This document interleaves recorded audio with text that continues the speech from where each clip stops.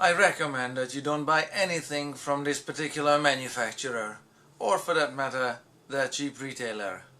Yesterday I loaded up about 300 pounds of tools into this cabinet, and then the top fell and landed on me. I have half a dozen of cuts and nicks and scrapes and bruises, and a broken shin to cheer me up for the holidays. In this video I will explain what makes this an inferior substandard product that nobody should consider buying or anything from this manufacturer. The first design problem involves the concept of center of gravity. This tool cabinet has two parts, a wider bottom part and a narrower top part. Now there's nothing wrong with that. However, and I apologize for this Mickey Mouse tape measure, because the rest are either broken or still buried under the pile. This one is 12 inches wide and 18 inches tall.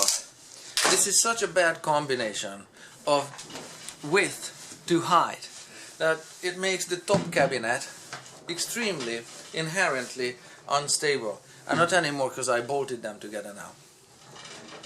But even when one or two of the drawers are pulled out, the top was likely to tip over. What makes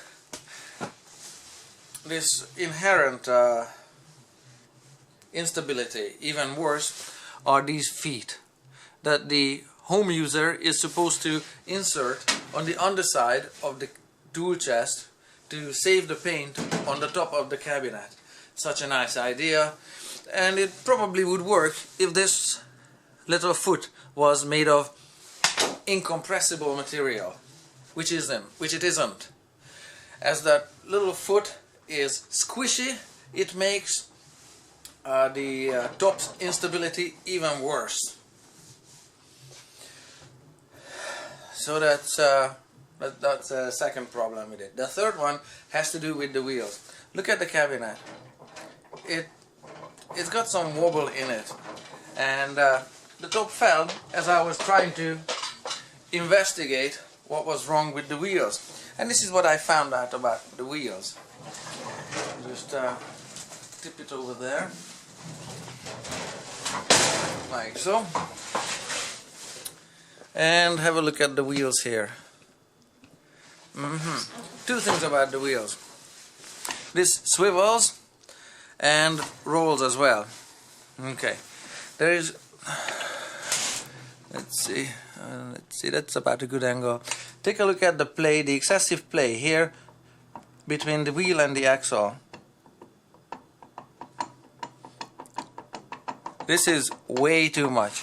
You can have this kind of quality of fit and finish on a 5-year-old's tricycle, but not on a cabinet that's supposed to hold the tools up.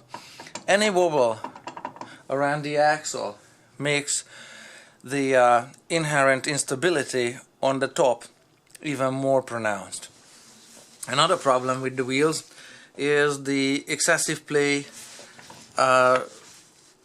inside the bearing that makes the wheels swivel. Look at this. Okay, it shouldn't do this. With this combination of bad fit and finish and corporate decision on the material of the wheel and lack of bearing inside, made it super easy for the top to topple over. Lastly, the fourth problem with this cabinet has to do, sorry guys, has to do with its locking mechanism. Now I'm just gonna make it work there. It's got a key here, and this key operates a locking mechanism. This locking mechanism has tabs, and those tabs catch this part here in the drawer. Those tabs are supposed to slide through there, slide through this loop here. Okay, so it's a tabs and loop locking mechanism. As the key is turned, these lower and rise, and that's at least they do in theory, not in practice. There's always one or two of the corners that don't lock, okay? And that's not so much a problem on the bottom, but the situation is even worse on top. Let's see, how do I show this to you? Okay. I just come up with the camera a little bit. Just bear with me. Thereabouts. There. You can see the top. Okay, let me take the key out. There. The key doesn't operate the latch, the locking mechanism here. The lid. Sorry, open the lid. The lid makes these rise and lower. Okay, the lid operates the locking mechanism. I didn't know that. I don't remember seeing anything explicitly about it in the user's manual, but look at this. Look at the amount of sway this one has, just due to the bad wheels on it.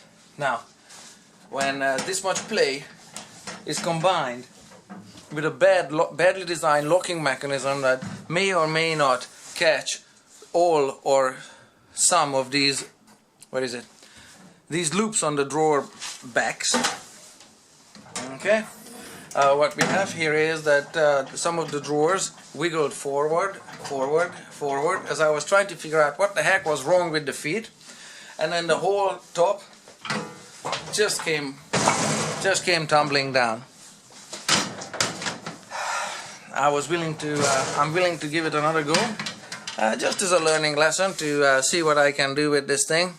I bolted the top to the bottom.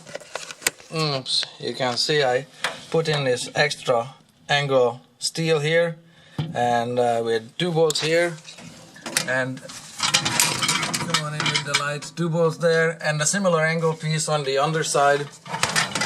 I bolted these together, and I'm gonna bolt the whole unit to the wall, even though I'm gonna lose some or much of the functionality of the cabinet, because it's supposed to travel around, but I need some storage, and I'm gonna bolt it to the wall. So that's the only way I can make this one safe and tolerably functional. But I do recommend that you don't buy anything from this manufacturer unless you're ready for retrofitting, beefing up, and making it better.